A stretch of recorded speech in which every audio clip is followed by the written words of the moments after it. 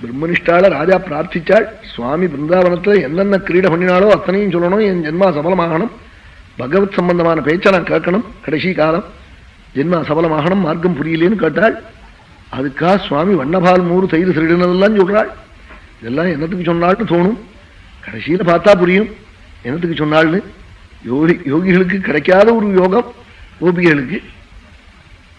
யசோதைக்கு தன் குழந்தைத்தான் சொல்றான்னு நல்லா தெரிஞ்சு போச்சான். வியாக்கியாதார்த்தா பிரஹசிதமுகி நக்யுபாரப்துமைச்சதே. நன்னா புரிஞ்சுட்டாளாம் யசோதே. ஏன்னா கொஞ்ச நாளா விடிய காலம் 4 மணிக்கு குழந்தைய கிட்ட காணுமா, என்னமோ அப்பாட்ட படுத்துட்டு இருக்கான்னு நினைச்சிட்டு இருந்திருக்காள். இப்ப இந்த கோபிகைகள் சொன்ன பிறகுதான் இவன் நான் போய் தன காரியம் பண்றான்னு தெரிஞ்சு கரையில உட்காந்துக்கிற பகவானை பார்த்து சிரிச்சாளாம். சுவாமி சிரிச்சுன்னு கீழே குனிஞ்சுட்டாளாம்.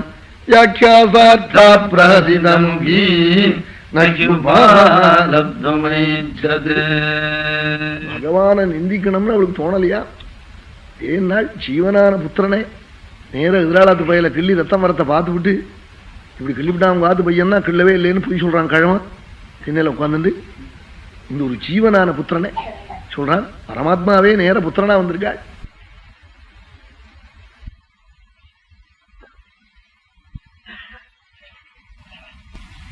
நம்ம அத்வைதப்படி ஜீவாத்மாவும் பிரம்மன் தான், ஜீவன் பிரம்மத்தினுடைய ஒரு அம்சம்தான். அப்படி பகவானிடத்துல வச்ச பிரேமை மோட்சத்தை கொடுக்குற பட்சத்துல புத்திரதாராதிகளிடத்துல வச்ச பிரேமையும் மோட்சத்தை கொடுக்கணுமே, கொடுக்கலையேன்னு கேட்டுக்கின்றாள். அதுக்கு பரிகாரம் சொன்னாள். இங்க பிரம்மபாவமானது ஜீவபாவத்தாலே ஆவர்த்தமா இருக்கு, அங்க ஜீவபாவத்தினால அனாவர்த்தமா இருக்கு பரமாத்மாவனிடத்துல பிரம்மம். அதனால அங்க வச்ச பிரேமே மோட்சஜனகமா ஆயிடுறது. இங்க புத்திரதாராள் இடத்துல பிரம்மபாவம் ஜீவபாவத்தால ஆவர்த்தமா இருக்கான் ஜீவ தோஷத்தினாலே.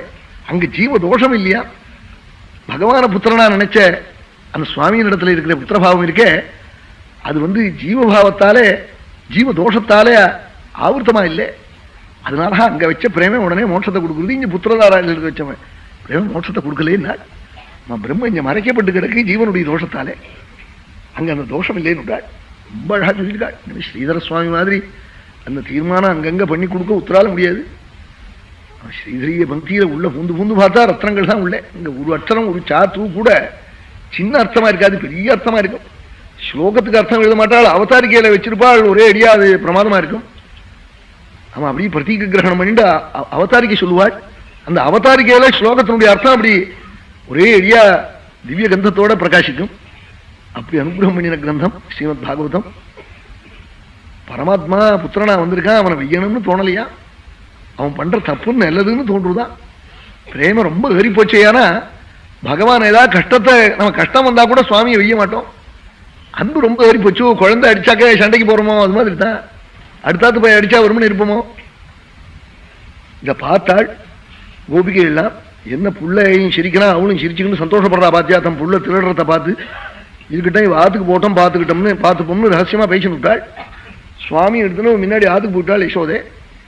பகவானுக்கும் யசோதைக்கும் தெரியாம அத்தனை ஸ்திரீகளுமாச்சு ஒரு கூட்டம் கூடி ஒரு தீர்மானம் பண்ணினாளா, இன்னைக்கு ராத்திரி கண் விழிப்போம், யாராத்துல அவன் வண்ணை திருடுறானோ அவ அப்படியே வண்ணையும் கையுமா பிடிச்சி தொடையில வச்சு அமுக்கி யசோதைட்ட நேரம் கொண்டு போய் காட்டுவோம். உன் புள்ள பண்ணிருக்கிற காரியத்தை பாரு, இத்தனை நாளா மாசக்கணக்கா எங்காத்து வண்ண முழுக்க நஷ்டமாயிருக்கு, நீ கொடுக்கணும்னு கேட்போம்.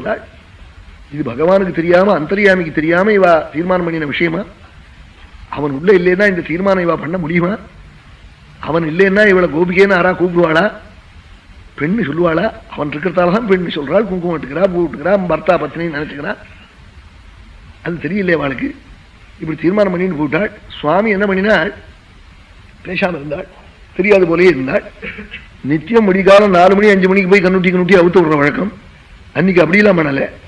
பரமாத்மா என்ன பண்ணினாள், அழகா 6 மணிக்கு மேல உதயம் ஆனதுக்கு அப்புறம் 10,000 வீட்லையும் 10,000 கிருஷ்ணனா போய் அழகா வெள்ளம் ஒளிஞ்சிட்டு இருக்கா. சுவாமி வரணும், மண்ணை எடுக்கணும், சாப்பிட்டு மாரில் வச்சு கையில் வச்சுட்டு இருக்கிற போது பிடிச்சி போனோம்னு நினைச்சிட்டு இருக்காள். மண்ணை எடுத்து சாப்பிட்டு விட்டு நிறைய கையில் எடுத்து மார்லையும் அப்படின்ட்டு கையிலையும் வச்சு விட்டாள். போய் பிடிச்சாள். எல்லாருமா எல்லா இடத்துக்கும் போயிருக்காள், எல்லாரும் பிடிச்சுக்கிட்டாள். கோபிய கதாச்சன பிருதக் பிருதகூஹ்ய கிருஷ்ணம்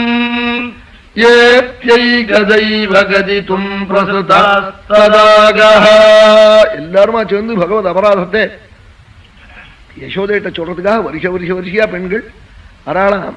பகவன் மாயினாலே ஒத்தியாவது இன்னொரு கோபிகையை பார்த்து அங்க கிருஷ்ணன் இருக்கானே இங்க இருக்கானேன்னு கவனிக்கலையா. கோபிய கதாச்சன பிருதகு பிருதகூஹ்ய கிருஷ்ணம்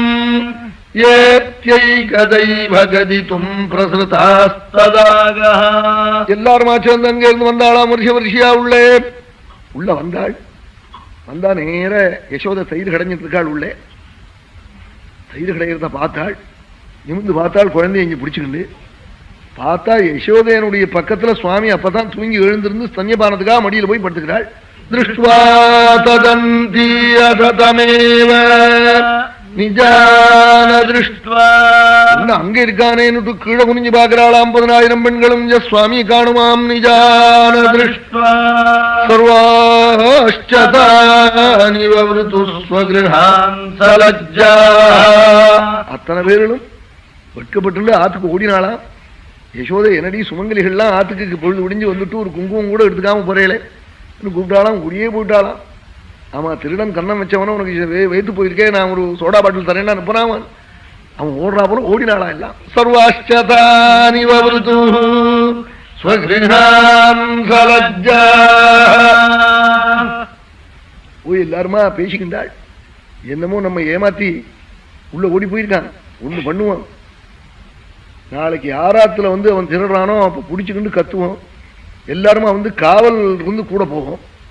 அப்ப குதிச்சு அம்மாட்ட ஓடாம பார்த்துப்போம். இது ரொம்ப சரியான வழியினாள். சுவாமிக்கு தெரியாம இதெல்லாம் அவ தீர்மானம் பண்ணியிருக்காள். பரமாத்மா மறுநாளைக்கு ஒரே ஒரு ஆத்துல ரொம்ப நல்லா இருக்குமா வந்தேன். அவ ஆத்துக்கு போனாள். வேற பாக்கியாத்துக்கு போகல. அந்த ஆத்துக்கு ரொம்ப போனாள். நிறைய தயிர்கள்லாம் சாப்பிட்டுட்டு உடனே கையில் எடுத்துக்கிட்டாள். வேணுங்கிறது மார்லையும் எடுத்து அப்பின்னாள். கையில் ஆயிடுச்சுன்னா எடுத்து சாப்பிட்றதுக்காக மாறல பிடிச்சுக்கிண்டாள். அவ கத்தினாள். என்னத்துக்கு நீ கத்துறேன்னாள். எல்லாரையும் வச்சுக்கிட்டு காவை வச்சுக்கிட்டு போறேன்னாள். கத்த போடாது எல்லாரும் வரட்டமே. நான் அங்கே தான் நீ தான் பிடிச்சிட்டு இருக்கேன், நான் கையில் இருக்கேன். அங்கேருந்து எல்லாருமா வந்து விஷா என்ன திருட்டு வண்ணேன் அது இதுன்னு விஷா. சுவாமி என்ன சொல்றாரா, என்னடி பிரமாதமா வைக்கிறே உங்க வாத்து வண்ண நேற்றுக்கு ஒரே புளிப்புடி எனக்கு வாயெல்லாம் புளிக்கிறதுங்கிறார். திருட்டு வண்ண புளிக்கிறதுங்கிறாருனே சுவாமி. இப்படி கோபிகள் சொல்றா என்ன அவனுக்கு துணிச்ச பாடுறீங்கிறாள். ஊத்தி சுவாமியை பிடிச்சு தொடையில அம்மி கொண்டு போறாள்.